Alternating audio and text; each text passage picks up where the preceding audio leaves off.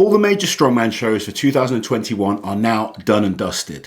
So we said we would take a look at our top 10 athletes of the 2021 season. Now, this is a tough list to go through. You know, there's so many great athletes. And we didn't agree on everything, did we? We didn't. We had a bit of arguments between us, which is always good. And we'll go through some of that in a minute. We're going to start off with a few honourable mentions. Yeah. And then we're going to work in reverse order from 10 to number 1. So our first honourable mention is England's very own Adam Bishop, who spent most of the year being Britain's strongest man thanks to the big gap in competition dates. But Adam came second at this year's Britain's Strongest Man, second only to Tom, we should point out. And he also came second at the Giants Live World Open that was held in Manchester. He also made the final at World's Strongest Man this year, but I think Adam's... For me, what was most impressive about Adam this year was his £1,000 deadlift at the Giants Live in Manchester. And I know a lot of guys got it, but I don't think that takes away from what a huge feat of strength it is. It's a massive feat of strength. And Adam has actually kind of publicly said now he wants to chase that 505 kilo deadlift. And he's a great deadlifter. It's going to be interesting to watch his progress in 2022. The next guy on our list, or the next honourable mention, is someone I really thought about putting him in the top 10. We had a bit of an argument about it, didn't we? Didn't he? Yeah. Is Ian Bibby. Yeah. Now, Ian Bibby doesn't compete very much. He did one show. He did one show and he attempted 2 world records and he broke 2 world records. He got the axle world record and the log world record, hitting 229 kilos. And he did one show, the Strongman Classic, where he actually only ended up doing 4 events because he had a bit of a bicep injury, didn't try the stones, still came third. I would personally love to see this guy now forget about chasing the records and focus on being a complete strongman, because I honestly believe he could be incredible and one of the athletes that could really push for the major titles. And our last honourable mention is Ivar's Schmuck. Now, I really wanted to put Ivar's on. I was all... we were umming and ahhing again. Yeah. I mean, Ivar's came third at both WUS competitions. That was Strength Island, WUS Bahrain all the way back in springtime, and then also WUS Dubai in September. And he won 2 Strongman Champions League shows. But the way we've ordered this list, it's very much based on the results you got and the prestige of the show. Who were you up against? What's the title worth? You know, is it a bigger title? So there's lots of factors that came into where we placed people. And we're not saying we're right or wrong either. It's very subjective. I mean, I think he's wrong. And I'll point out where I think this is wrong. Well, this is the fun thing with these type of things. We want to know you guys' view as well. So let us know in the comments who you would have in your top 10. It's not that hard picking a top 10. It's ordering them. It's ordering them that's really hard. And that's where we started to have some arguments. Start throwing things. Anyway, on to our list. In at number 10, who are we starting off with? Okay, so number 10 on our list, who just snuck in this week, was Maxime Boudreau. Now, Maxime had an amazing start to the year, third at World's Strongest Man. And obviously, the prestige of that competition, it's really going to bump you up the list. But after that, Maxime didn't have a great time of it. He had an injury at Canada's Strongest Man, which placed him 4th there, where everyone was kind of expecting him to win with JF out. And then I think that affected him for the following shows like the Shaw Classic. But he's just gone and won the Magnus Ver Magnusson Classic. And while it didn't have the big top names, that was a tough competition, wasn't it? It was the elements were tough on him. Yes. And also I mean, he got some bad calls and stuff like that he had to come back from. I'm not saying the referee's calls right or wrong, it doesn't matter. He kept a level head. Yeah. And he still got the win, which getting victories is actually a tough thing to do. Yeah. You know, you see some great strongmen that never win international shows. So he got the win. We bumped him into the top 10. We know he's capable of more next year, and we're looking forward to seeing what Maxime can do. So at number 9, we've got Mateusz Kiliashkowski. Now, some people might think this is a bit low for Mateusz, but he's only done 2 shows. Yeah. But in those 2 shows, he's placed 2nd and 4th. They were World Ultimate Strongman in Dubai and the Rogue Invitational. And in those 2 contests, he's only taken part in 8 full events. Yeah. And he's won 4 of them. So he still looks a little rusty in certain areas. I think the fact that he's competed a couple of times now is going to be really good for him going into 2022. And I'm sure in the 2022 season, he's going to bump himself right up there. But for what he's done in 2021, we've got him in at number 9. Mateusz, we hope you're recovering well. We hope you're getting that confidence from this year. Go and smash 2022. So, Auntie Liz, who's at number 8? Number 8 is Mr. Consistency himself, Mr. Jefkaran. Now, JF has done 6 competitions in 2021, and he's come in the top 5 in all of them, including World's Strongest Man.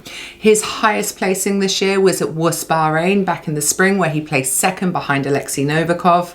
But I think his most impressive performance was at Worlds when he came 5th with a torn hamstring. He injured it quite early in the finals as well, and do you remember you were talking to him? We were like, all right, he's pulling out now. No, he's going to do one more event. No, now he's pulling out. No. And he finished the competition. He did really well. And he is one of those consistent performers. He's always dangerous. Yeah. Definitely has to be in the top 10. Yeah. So at number 7, we've got the Highland Oak himself, Mr. Luke Staltman. Luke's had a great year. He's won 2 international shows. He's never won an international show until 2021. This year he wins 2 of them. Firstly, winning Europe's Strongest Man, and then winning the World Tour Finals in Glasgow. 2 big Giants Live shows. He deserves to be in the top 10. Oh, definitely. I guess one of his best performances this year was World's Strongest Man up until the very last event. He was doing so well, looked on track to hit a podium, just dropped off, unfortunately, down to 7th place. But he's had a great year. 2 big international wins. Can he go on and build on that for the 2022 season? Now this, I think, is where it starts to get really tricky. And I think this is where I stop being happy with the order as well. So number 6, we've got Evan Singleton. Now, Evan has done 6 competitions this year. In 5 of them, he's done very well. He won the Giants Live World Open in Manchester, and he won the Arnold's UK as well. I mean, he was tied for points with Alexei, but he won it. Evan, unfortunately, was sick at World's Strongest Man, so he didn't make the final there. Now, this is where I find it's very tricky. Very tricky. It is tricky. I mean, there's so many great guys, and Evan has had a fantastic year. He has. You know, you cannot deny he's been one of the best guys this year. I think we all would have liked to see Evan at the Rogue Invitational to see what he could have done there. I would have liked to have seen Evan in some of the big shows. Unfortunately, at Worlds, he was ill. Yeah. Obviously, he was 5th at the Shore Classic. Yeah. Didn't go to the Rogue Invitational. So I felt some of the other guys on the list, even though they maybe haven't competed as much, deserved a higher spot. But I think the most important thing is that Evan thinks he's number 1. So that's all that really matters. So we're into the top 5 now. And at number 5, we've got Trey Mitchell. Now, Trey is a beast. He's getting better all the time. Performed really well at World's Strongest Man, coming 4th there. Mm-hmm. He went on and won the Shore Classic, which is a massive feat. Some great athletes compete at the Shore Classic, and it was a heavy, hard contest. Trey taking the win there deserves big respect. He also did the Arnold's UK on short notice and placed 3rd in that contest as well. I think, although he's only competed 3 times, he's got 2 major shows, and he's someone that I think deserves to be invited to some of the big shows now. He's really proving he's one of the best guys in the world. And I think winning the Shore Classic, 4th at Worlds, think about who he beat in those contests. He's done very well. And I'd like to see what he could do in a few more shows in 2022. So in 4th place is Mr. Brian Shaw. Now, it was hard to know where to place Brian.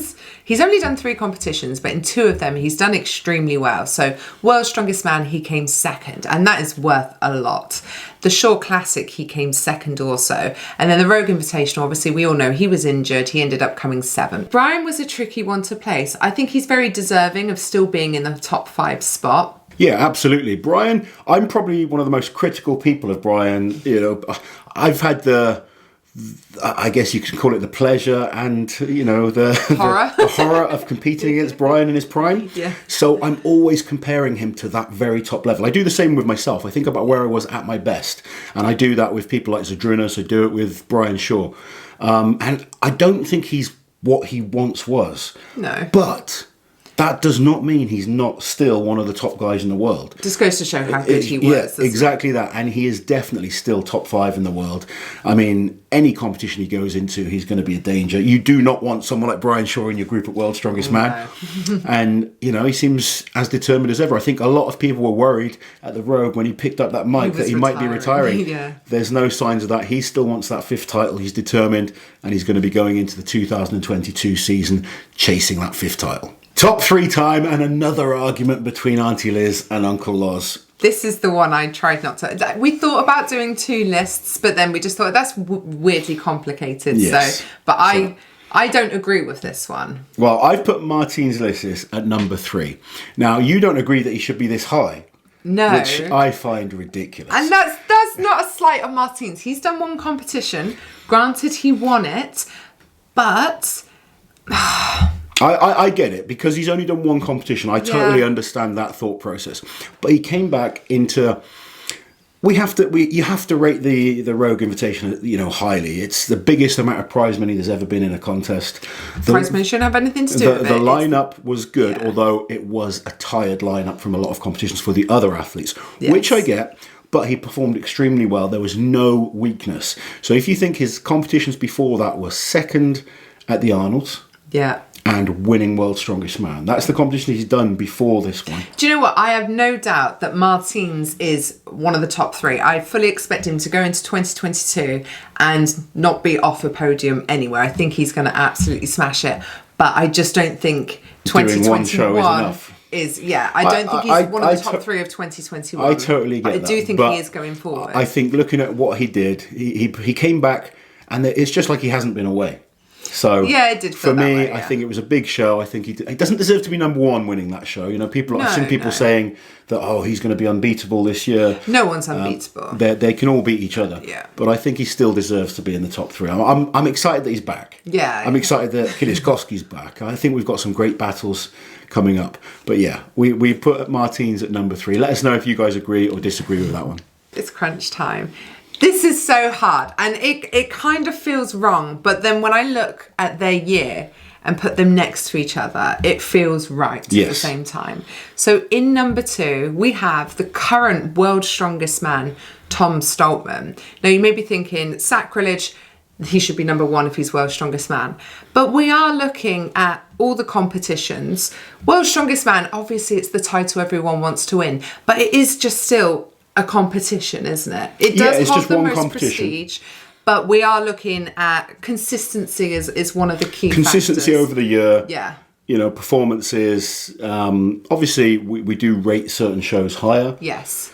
Now, Tom has had an incredible year. Come on. Before going into 2021, he'd never won...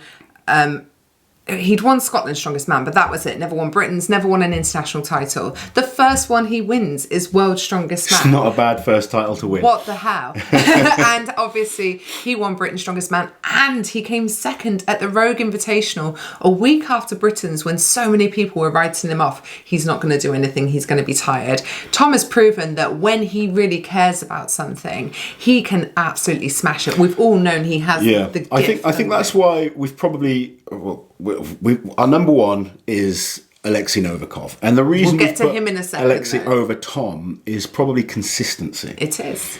Tom can go up and down. Yes. He can do one show and he's focused and it means everything to him, and he's an animal. Yeah. The next show he turns up and it's just like it's a quiet training session. 7th place, 5th place. So that's why Alexei is number 1, but Tom.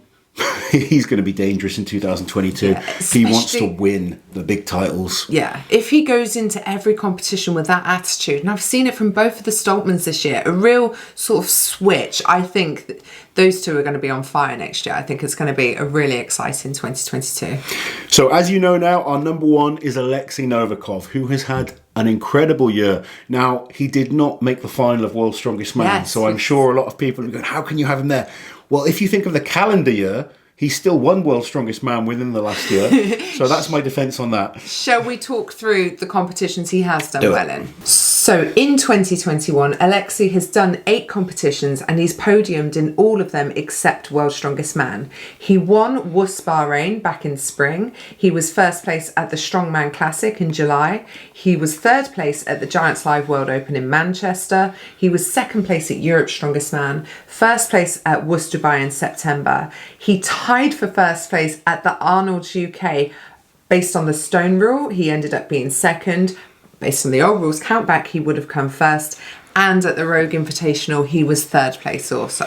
Yeah, he's someone that every single time he competes, you know he's bringing his A game. Yeah. He doesn't turn up just to make up numbers. And that's the thing with Alexei. He can win any competition with any events. He's not a specialist in anything. He's very much like Lissis. Yes, both those guys, you could put them into any show and you expect them to score big points and be competitive. And I think based on the 2021, he is our worthy, deserved #1 place.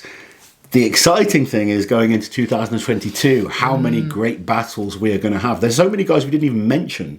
I know. All there's new guys on their way up. There's guys that have really performed well this year. We'll have separate videos about those though. But this was all about our top 10 of 2021. I hope you've enjoyed it, guys.